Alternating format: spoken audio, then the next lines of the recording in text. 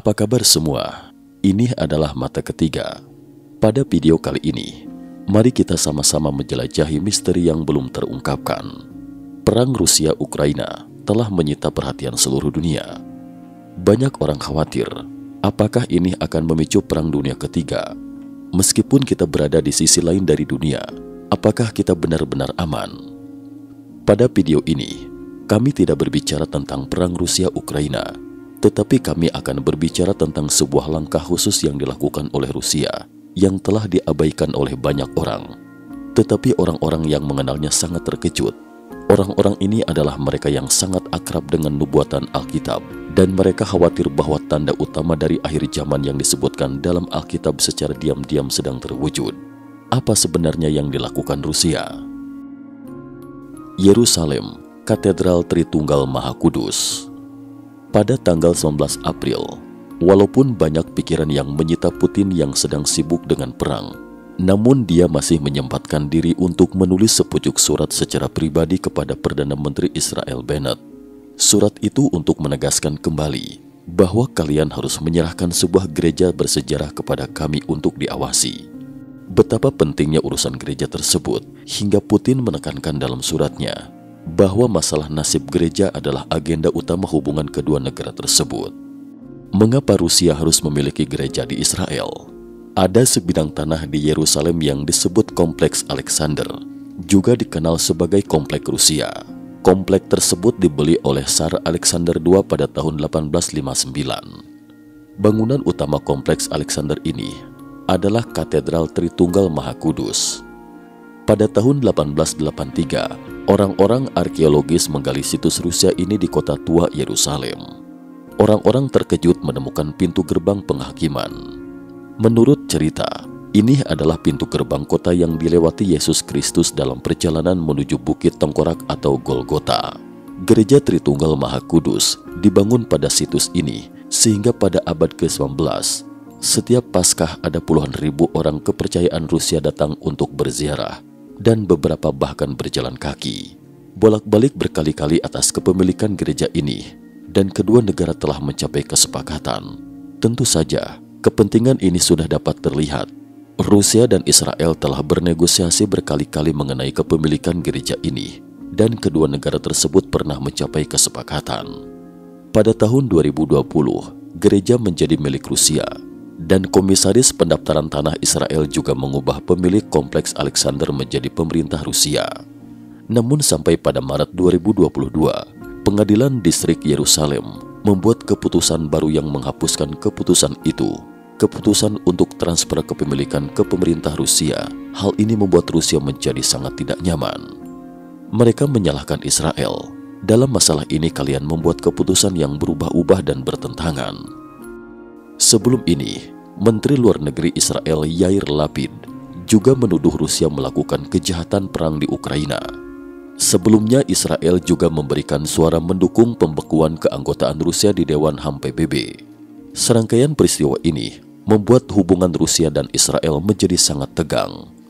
Jadi di sini muncul pertanyaan, jika hubungan antara Rusia dan Israel tidak baik, mengapa hal ini membuat orang gelisah? Cerita ini harus dimulai dengan nubuatan kiamat dalam Alkitab. Tanda terakhir. Ada banyak nubuatan yang tercatat di dalam Alkitab, namun yang paling menarik perhatian adalah ramalan dunia kiamat. Ketika Anda berbicara tentang dunia kiamat, ada teman-teman lain mungkin bertanya-tanya, apakah ini kepunahan masal baru dan semuanya hancur? Setelah itu hamparan bumi menjadi tandus. Apakah bumi masih ada atau tidak? Itu sulit diterka. Namun lihatlah adegan kiamat yang digambarkan dalam banyak budaya kuno dan agama besar, dan Anda akan menemukan bahwa itu bukanlah akhir dari umat manusia. Ini lebih seperti sebuah pemurnian secara besar-besaran. Misalnya Alkitab percaya bahwa setelah dunia kiamat, bumi yang kita huni, di bawah kepemimpinan Mesias Sang Penyelamat, akan memasuki dunia baru, dan dunia tersebut luar biasa baik. Seolah-olah itu adalah miniatur dunia dewa di dunia manusia. Berbicara tentang ini, kapan tepatnya dunia kiamat akan terjadi? Kapan Mesias akan muncul? Namun Alkitab tidak memberikan waktu dan tanggal yang spesifik. tetapi telah meninggalkan banyak tanda-tanda misterius pemulihan negara Israel adalah salah satu tanda penting. Sebuah keajaiban.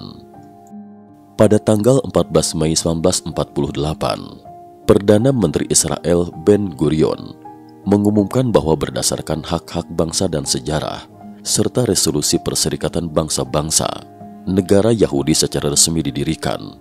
Negara tersebut adalah Israel. Bagi banyak orang, pulihnya Israel adalah suatu keajaiban. Tentu saja, termasuk para sejarawan yang mempelajari bangsa Yahudi. Mengapa dikatakan demikian? Seorang etnolog Amerika pernah membuat sebuah statistik bahwa apapun kebangsaannya, setelah negara tersebut terpuruk selama 500 tahun, bangsa ini pasti akan diasimilasi oleh bangsa lain. Anehnya tidak demikian halnya dengan orang-orang Yahudi. Mereka telah mengembara di seluruh dunia selama lebih dari 2000 tahun. Akhirnya mereka kembali ke tanah air mereka dan mendirikan sebuah negara. Yang lebih menakjubkan lagi adalah bahwa semua hal yang dialami oleh orang Yahudi sebenarnya sudah dinubuatkan dalam Alkitab sejak lama. Dan semua yang terjadi selama 2000 tahun berikutnya sebenarnya tidak lebih dari melaksanakan firman Tuhan. Bila kondisi sekarang seperti ini, mengapa harus seperti dulu melalui suatu proses? Mengapa negara Israel bisa hancur? Selanjutnya, mengapa Tuhan membiarkan mereka memulihkan negaranya? Negara hancur. Pada 1000 tahun lalu, orang Yahudi mendirikan kerajaan Israel bersatu. Pada 931 sebelum Masehi, negara itu dibagi menjadi dua negara, utara dan selatan. Yang utara masih disebut kerajaan Israel, sedangkan yang selatan berganti nama menjadi kerajaan Yehuda. Dua negara utara dan selatan ini kemudian masing-masing dihancurkan oleh Kekaisaran Asyur dan Kerajaan Babilonia, dan kemudian diperintah oleh Kekaisaran Romawi kuno. Pada saat ini, meskipun orang-orang Yahudi tidak memiliki negara sendiri, namun mereka masih hidup di tanah peninggalan nenek moyang mereka. Karena orang Yahudi pada waktu itu akhlaknya rusak, melakukan hal-hal yang melanggar norma-norma yang Tuhan tetapkan bagi manusia. Oleh karena itu, Yesus lahir di dunia adalah untuk mengajar orang-orang Yahudi. Tetapi orang-orang Yahudi tidak hanya mengabaikan bujukan Yesus yang melelahkan, tetapi malah menjadi marah setelah Yesus menunjukkan dosa-dosa mereka. Bahkan akhirnya Yesus dipaku di kayu salib. Sebenarnya Pilatus, gubernur Kekaisaran Romawi di Yudea pada waktu itu, bermaksud untuk membebaskan Yesus. Dia memberitahu orang-orang Yahudi, "Kami tidak menemukan sesuatu yang salah dari Yesus." Jadi dia ingin melepaskan Yesus. Tetapi para tetua Yahudi sama sekali tidak setuju. Mereka lebih rela Pilatus membebaskan seorang pembunuh, juga tetap akan menyalibkan Yesus. Tidak dapat menahan tekanan dari para tetua Yahudi, Pilatus hanya bisa menyerah. Dia mencuci tangannya dengan air berkali-kali, hanya untuk menunjukkan bahwa dia tidak bersalah dalam hal ini. Dia berkata bahwa saya tidak dapat disalahkan atas darah orang benar ini. Anda harus menanggungnya. Oleh sebab itu, para tetua Yahudi berkata, darahnya biar kita yang bertanggung jawab dan pada anak-anak kita. Namun dosa yang dilakukan dengan menganiaya Tuhan bukan karena manusia merasa baik-baik saja. Mereka akan baik-baik saja, juga tidak berarti selama Anda hanya melakukannya karena kehendak orang lain. Itu tidak ada hubungannya dengan diri Anda sendiri. Karena egois, kepengecutan dan ketakutan, hingga Anda patuh pada kejahatan dan membantu para tirani, semua ini memiliki konsekuensi pembalasan yang setimpal. Catatan sejarah mengatakan bahwa putra tunggal Pilatus, Biro, sakit parah dan disembuhkan oleh Yesus. Namun putra Pilatus jatuh ke tanah segera setelah Yesus wafat. Dan nasib Pilatus sendiri juga sangat tragis. Dia kemudian dijebak dan dijatuhi hukuman mati oleh Kaisar Romawi. Dia membakar dirinya sendiri dalam keputusasaan. Bagaimana dengan orang-orang Yahudi yang bersikeras untuk membunuh Yesus, setuju untuk membiarkan generasi mendatang menanggung akibatnya? Pada tahun 70 Masehi, Roma mengepung Yerusalem dengan 100.000 tentara. Lebih dari 1 juta orang Yahudi dibantai. Orang-orang Yahudi sudah tidak lagi memiliki tempat pijakan. Mereka melarikan diri satu persatu, berkeliaran di negeri asing. Mereka akan dilemparkan ke sana kemari di antara semua kerajaan di dunia, seperti yang dikatakan dalam kitab Yeremia, bab 24 ayat 9. menjadi sindiran dan kutuk di segala tempat kemana aku mencerai-beraikan mereka. Bila berbicara tentang penderitaan orang-orang Yahudi, yang paling tragis seharusnya adalah selama Perang Dunia II. Saat itu genosida yang dilakukan oleh Hitler, hanya dalam beberapa tahun, lebih dari 6 juta orang Yahudi terbunuh. Negara pulih kembali. Tapi semua ini bukan berakhir. Tuhan masih dengan penuh belas memberi orang Yahudi jalan keluar dari pertobatan, dan Tuhan berjanji kepada mereka untuk memulihkan negara mereka. Dalam kitab Yehezkiel yang diselesaikan pada tahun 580 sebelum Masehi, Tuhan berfirman, Yeremia bab 30 ayat 3, sesungguhnya waktunya akan datang, demikian firman Tuhan, bahwa aku akan memulihkan keadaan umatku Israel dan Yehuda, firman Tuhan, dan aku akan mengembalikan mereka ke negeri yang telah aku berikan kepada nenek moyang mereka, dan mereka akan memilikinya. Jadi firman Tuhan sudah mengatakan, orang-orang Israel akan kembali ke tanah mereka sendiri, dan negara Israel akan berdiri. Nubuatan ini pun terpenuhi di bawah sorotan dari negara-negara di seluruh dunia, walaupun saat itu penduduk Israel hanya 650.000 orang. Dari perspektif nubuatan, karena ini adalah kehendak Tuhan, maka manusia tidak kuasa mengubahnya. Pertarungan terakhir. Dalam kitab Yehezkiel, Tuhan juga memberikan wahyu kepada Nabi Yehezkiel yang mencatat bahwa sebelum dunia kiamat akan ada sebuah perang yang mengejutkan dunia. Sebuah negara bernama Gog dari ujung utara akan memimpin banyak pasukan yang menyerang Israel, dan Tuhan akan menghukum Gog dengan wabah penyakit, pertumpahan darah. Sampai saat itu, badai hujan es, api belerang akan menimpa Gog dan pasukannya, agar seluruh dunia bisa melihat Tuhan sungguh-sungguh eksis. Perang terakhir antara Gog dan Israel. Pihak Israel, kita sudah tahu, namun siapakah Gog itu? Banyak penafsiran nubuatan Alkitab berpikir bahwa Gog kemungkinan besar adalah Rusia. Mengapa mereka mengatakan seperti itu? Karena nubuatan mengatakan bahwa Gog adalah Raja Ros, Mesek, dan Tubal yang berasal dari daerah Kutub Utara. Orang-orang menganggap melalui penelitian geografis dan sejarah bahwa kemungkinan besar mewakili 3 kota itu dari wilayah berbeda di Rusia. Mari kita lihat kembali peta dunia. Di antara negara-negara yang dekat dengan wilayah Kutub Utara, satu-satunya negara dengan kekuatan militer yang kuat dan tampaknya selalu ambisius adalah Rusia. Apalagi beberapa penafsir Alkitab percaya bahwa Tuhan berfirman agar keseluruhan dunia dapat melihatnya. Gog dihukum oleh Tuhan. Jika hal ini terjadi pada zaman kuno, karena arus informasi sangat lambat, tetapi dengan teknologi internet saat ini, hal tersebut sangat mudah, dapat dikatakan seperti membalikan tangan. Oleh karena itu, dalam masa ini, interpretasi setiap orang hampir sama. Di era ini, banyak orang berpikir bahwa perang terakhir ini akan terjadi di zaman kita, mulai pada suatu periode waktu di masa depan.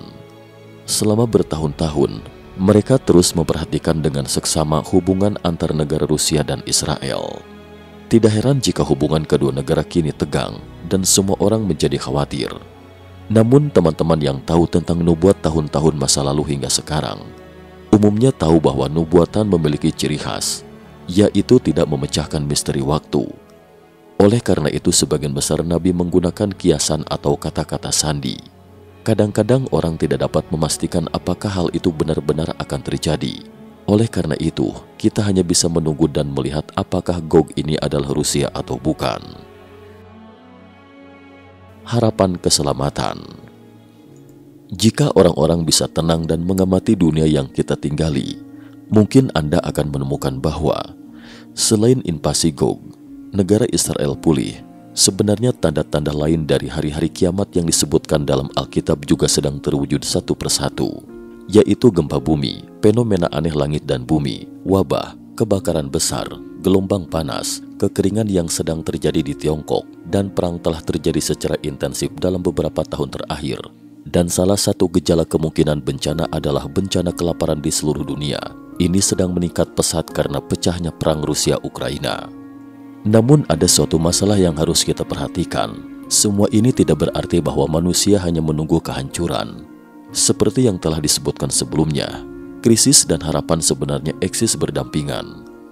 Nubuatan yang diturunkan dari berbagai bangsa telah menyebutkan bahwa berbagai bencana di akhir zaman adalah Tuhan sedang memperingatkan manusia. Bersamaan ada orang-orang jahat yang tidak dapat diselamatkan lagi. Orang-orang seperti ini akan disingkirkan oleh dan pada saat yang paling berbahaya bagi umat manusia, Tuhan akan datang kembali untuk menyelamatkan orang-orang baik. Dalam Alkitab menyebutkan bahwa Mesias akan turun ke dunia sebelum dunia kiamat. Juga ada nubuat serupa dalam agama Buddha yang mengatakan bahwa Maitreya akan menyebarkan Dharma untuk menyelamatkan manusia di akhir zaman. Salah satu ramalan paling terkenal dalam sejarah Tiongkok adalah lagu Kue Panggang, Perdana Menteri terkenal Liu Pawen Shaoping. Dia juga menyebutkan bahwa setelah bencana besar, akan ada orang suci untuk menyelamatkan dunia. Bagi pemirsa yang tertarik, silakan nonton video mata ketiga sebelumnya. Dalam peta Tuipei yang ditulis bersama oleh Si Tianqian, Li Chunpeng dan Yuan Tiankang selama periode Tang Taichung, Resi Ciwei yang tidak memiliki raja dan kaisar untuk menentukan alam semesta. Bila kita menelusuri semua nubuat atau ramalan baik dalam ramalan kuno ataupun modern di seluruh dunia, sebenarnya semua mengatakannya seperti ini, bahwa akan ada seorang mulia yang akan muncul. Sepertinya ini sudah tidak mungkin menjelaskannya dengan mengatakan ini adalah kebetulan. Jadi siapakah penyelamat yang membawa harapan bagi umat manusia? Bagaimana kita bisa menemukannya? Kami akan terus mencari dan membagikan misteri yang belum terpecahkan kepada Anda semua di masa depan. Sampai di sini video kali ini. Jika Anda suka dengan video ini, jangan lupa subscribe, like, dan share. Juga bunyikan loncengnya. Salam.